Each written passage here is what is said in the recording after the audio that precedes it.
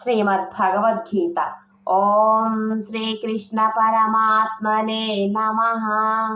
3వ అధ్యాయం కర్మయోగంలోని 16వ శ్లోకం. శ్రీ భగవాన్ ఉవాచ ఏవం ప్రవిత్తితం చక్రం నానువర్తయాతి హయః అగాయురింద్రియారామో మోఘం పార్థ సజీవతి.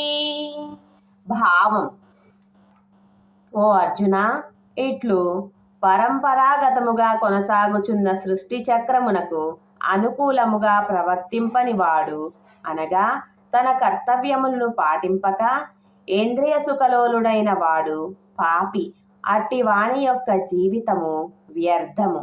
ఈ శ్లోక వివరణ: పంచమహాయజ్ఞాలు చెయ్యని వారు, సమాజ హితం కొరకు పాటుపడని వారు, కేవలం తన స్వార్థం మాత్రమే చూసుకునేవారు పాపాత్ములు అని చెప్పబడ్డారు.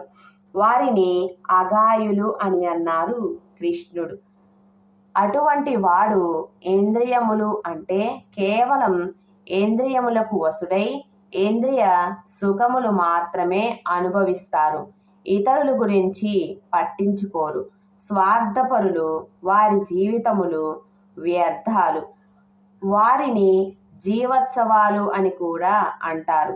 ఎల్లప్పుడూ ఇంద్రియములు ఎలా చెబితే అలా చేసేవాడు, కేవలం ప్రాపంచిక విషయములలో విషయభోగములు యందు ఆసక్తి కలిగి ఉన్నవాడు, వాడు ఏం చేస్తున్నాడో వాడికే తెలియదు. యాంత్రికంగా చేస్తూ ఉంటాడు. బతకాలి కాబట్టి బతుకుతూ ఉంటాడు. ఎందుకు జీవిస్తున్నాడో వాడికే తెలియదు. ఎవరు ఏం చెబితే అది చేస్తాడు. కంటితో చూసింది, చెవులతో విన్నది నమ్ముతాడు.